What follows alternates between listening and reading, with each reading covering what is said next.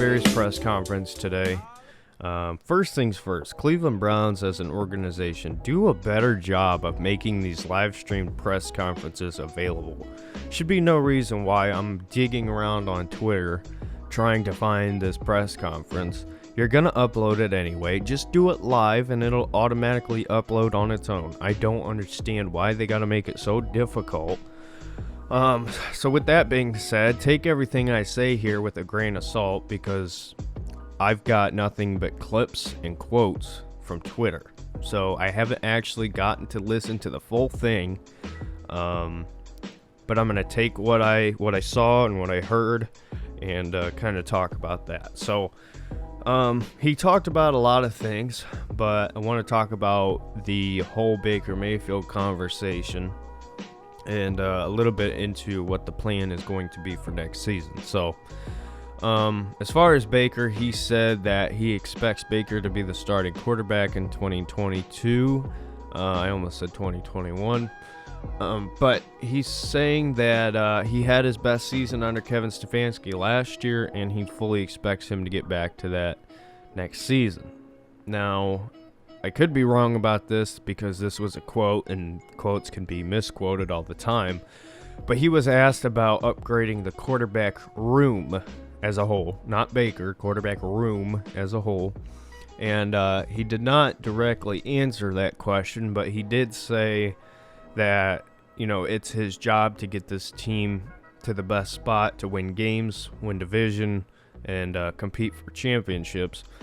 So here's what I will say. This press conference today, you know, Andrew Berry doesn't exactly give out a whole lot in his press conferences. Neither does Kevin Stefanski. And I think it's an organizational strategy to try to keep the media publicity down as much as possible. Now, has that worked? Not really. But, you know, it is what it is. That's just what they do. So I'll say this. Here's what I take away from everything I heard and everything I seen. The plan seems to be that the Browns, unless they are legitimately in play for a huge name quarterback, meaning Russell Wilson, Aaron Rodgers. I don't know about Deshaun Watson. I'm not going to comment on that yet. But unless the Browns are seriously in play for one of those guys, then Baker will be the starter next year. That's the vibe that I took away from this press conference. So what does that mean? That means that I think we're looking more at a situation like I talked about that I said was a plan B.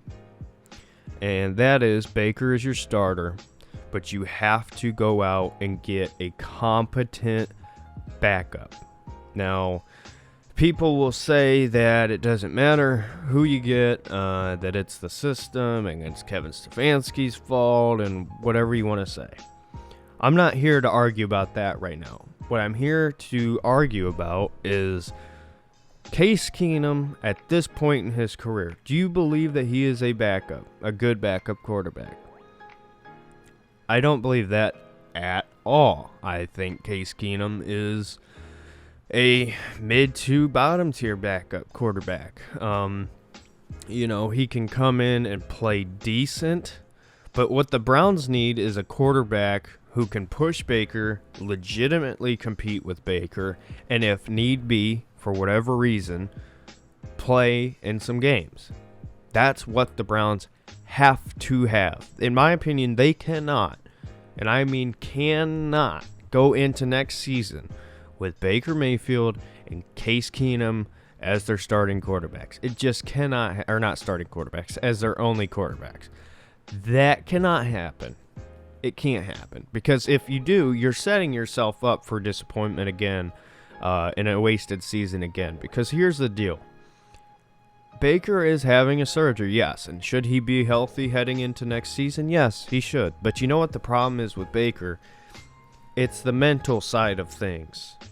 And you don't know if that stuff is going to get fixed. And you don't know how quickly he can revert back to that. Here's the deal. People don't realize some of Baker's tendencies and his bad habits that keep coming back. They just keep showing up. Baker slides to the left naturally, and that is a horrible, horrible thing to do as a starting quarterback. Because when you drop back in the pocket and you naturally slide to the left, your left tackle is just about screwed. Because, as an offensive lineman, it is not easy to maintain a block. And when your quarterback is getting closer and closer to you, it makes your job even harder. So Baker's putting himself in harm's way, number one, there. Number two, the happy feet, the dancing around in the pocket. This is something that over the course of Baker's career we have seen fairly often. Now, when he's playing his best, he doesn't have these problems. But the question is, how quickly is he going to turn around from these issues and these bad habits into playing like a second half Baker last season? I don't have the answer to that, but I can tell you one thing, I'm not confident in it because I've seen this before, where you think he's finally over these issues and they come back yet again. The bad decision making is something that's going to have to be figured out, because you can blame Kevin Stefanski, you can blame the play calling, you can blame the scheme, you can blame the offensive line. But the bottom line is, if Baker Mayfield has a guy wide open and he's not throwing him the football, and he's got him wide open in front of him, that is not Kevin Stefanski. That is not anybody else. That's Baker Mayfield. Now, you can say, yes, some plays are designed to go to specific people, but if there's a guy wide open, it's not like he's not allowed to throw it. That's just not the situation. That's not the case. So the Browns have got to have a real backup quarterback next year. And whether if that's a Mitch Trubisky, Marcus Mariota, trading for somebody like a Gardner Minshew, I think would be smart. Now, the problem is Baker's put the Browns in a really bad situation here because he does not respond well at all to criticism, to competition. Now, yes, he responds great to competition when he's on the bottom working his way to the top.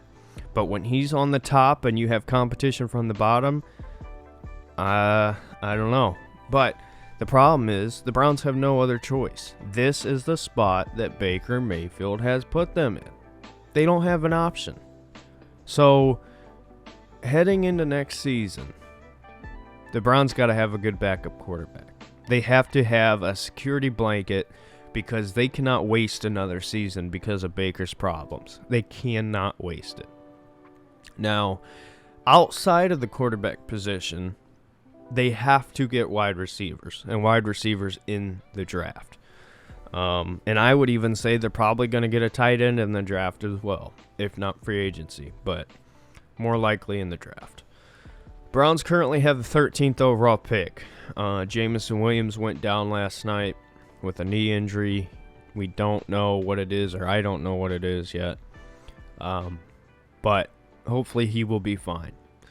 The Browns need to get one of a couple names. They need to either get Garrett Wilson, Jameson Williams, Chris Olave at 13. They have to get one of those three. Now, when it comes to the second round pick, I think they also need to get a receiver because your receiving room is terrible. Last night, you saw George Pickens.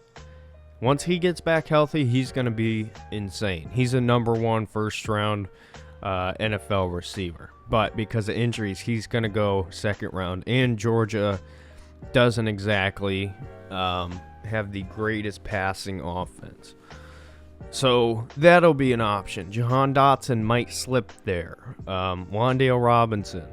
The Browns have got to get these guys. They have got to bring in young, electric wide receiver talent. And I'm excited about the opportunity as far as your first selection in the first round at 13.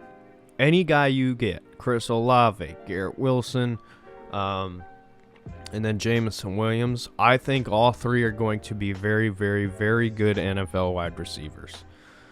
So I'm excited about that opportunity to get somebody of that caliber. But the Browns have a lot of work to do, because if you're going into the season with Baker Mayfield as a starter, there can be no excuses anymore. There can be no excuses anymore. And the Browns can't go into it just with Baker. They need to have a legitimate backup plan. So there should be no reason why the Browns aren't in the playoffs next year. That's the bottom line. There should be no reason. This roster's too good. You're in a situation this offseason where you can bring in talent to help at the wide receiver position. There's no excuses anymore. So, if you're on the ride with six no matter what side, and if you're on the Baker hater no matter what side, bottom line is it's put up or shut up time. This will be Baker Mayfield's last season for the Cleveland Browns unless he turns things around drastically. And, it is what it is. We're going to have to see. I don't feel good at all about Baker Mayfield being the starter next year. I don't feel good at all about that. But I trust that Andrew Berry is going to have a plan. And we'll have to just wait and see on that. So, anyway, let me know your thoughts on this, and we'll see you in the next one. Bye.